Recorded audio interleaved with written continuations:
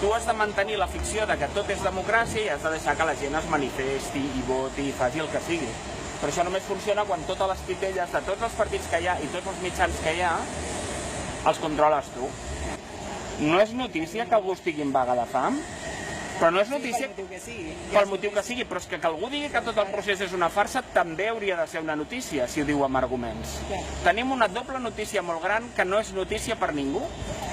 A ningú se li pot escapar que aquí algú ha agafat els telèfons i ha començat a apretar les clavilles perquè ningú parli d'això. I això és més propi de Corea del Nord que d'una democràcia.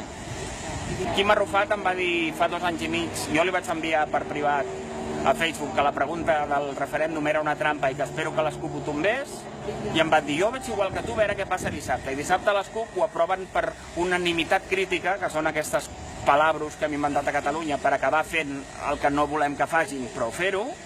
Jo vaig dir que estava preparant aquesta escenificació i és que no passen ni 2, passen 4 dies i tenim la manifestació de les CUP i tenim Quico Homs, que també ve de la FENEC de Joan Vives, és que sempre són els mateixos, titllant-los de mascles alfa i no sé què.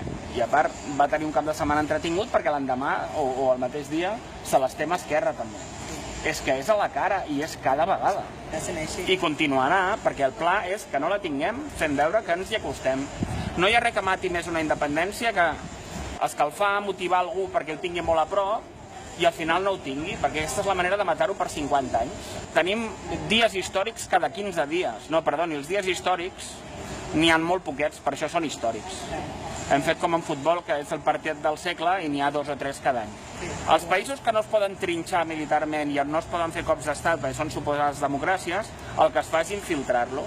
Es fitxa gent a la universitat quan són joves i se'ls planta els partits i quan hi ha la imminència d'una cosa greu, com aquí eren les consultes populars, la sentència del Constitucional, l'aparició de regrupament i el sorgiment de Joan Laporta com una amenaça, que eren coses no controlades per Espanya, a diferència de Convergència i d'Esquerra, que ja els tenien infiltrats, i es trinxa regrupament, sobre solidaritat i es trenca, es trinxa Joan Laporta i es recondueix regrupament a dintre de Convergència i ja tornem a tenir la Happy Family. Es fa arribar Oriol Junqueras amb helicòpter, quan quasi no era ni militant abans. S'acaba d'apunyalar la família Pujol, que independentment dels mèrits que hagi fet, però algun dia sabrem que des de Convergència això s'ha ajudat. Però miri, quan s'infiltra s'ha d'infiltrar tot. Quan el món decideix que no hi ha d'haver independències a l'OTAN, com és el cas, ni a Escòcia ni a Catalunya, la via és infiltrar i fer pujar la seva gent a dalt, però no només a la política, sinó a organitzacions. El demanar proves que per definició són difícils o són no documentals és una de les 25 maneres que es fa servir per desinformar la gent, però el més important és explicar que de proves n'hi ha de molts tipus. Per definició, els espies no porten un carnet d'espia a la butxaca i no porten el contracte amb el CNI plegat a la cartera perquè quan van a pagar el cafè amb llet els hi caigui allà i tothom els vegi. Però hi ha una cosa que és molt important, hi ha proves que són de testimoni, i jo puc testimoniar, hi ha proves de confessió, i jo espero que el meu acte farà confessar gent que ho dirà, hi ha proves per acarament, és a dir, m'agradaria tenir al davant Oriol Junqueras, Joan Vives, tota aquesta gent, per veure si poden replicar. Doncs la gent que demana proves que per definició no són documentals, em remeto a Udo Ufkote, que va denunciar 25 anys de treballar per la CIA, és un periodista alemany, i ell va dir que això no es fa així. Et conviden a un sopar, van fent, fan regals i t'infiltren. No, és a dir, per tenir infiltrat un país necessites els partits, necessites les organitzacions, necessites els mitjans de comunicació i necessites les xarxes socials. La majoria de gestors de grups suposadament independentistes de Facebook estan portats per persones que no són independentistes. És a dir, que portem 8 dies i els mitjans de comunicació no parlen amb mi, però que ni periodistes em demanen al Twitter, és increïble. Ja hi ha gent que està veient que Facebook està ple de gent que no són independentistes. La independència de Catalunya i d'Escòcia és un dels temes més fonamentals a Europa. No es guanya amb somriures i amb independències win-win, amb desconnexions, és que estem en una hipnosi col·lectiva.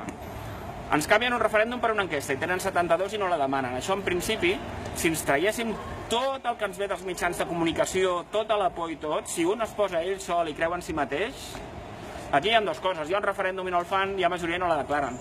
Quants trillons de catalans hem de sortir a manifestar-nos?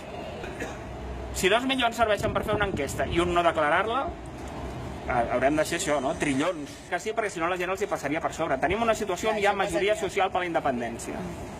I Artur Mas l'única cosa que podia fer en aquest tren, que després de la cadena humana era imminent és posar-se al front d'aquest tren per fer-lo descarrilar. Artur Mas en aquell moment no pot plantar-se davant de 2 milions de persones i dir-los, mireu, sabeu que això de la independència és una collonada. No.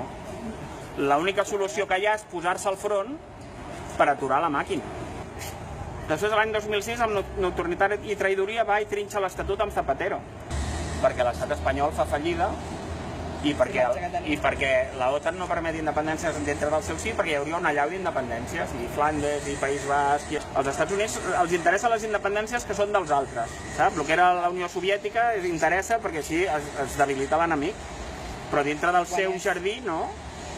Home, em sembla impossible que els escocesos no miraran a casa seva, i quan mirin es trobaran que els hi ha passat igual.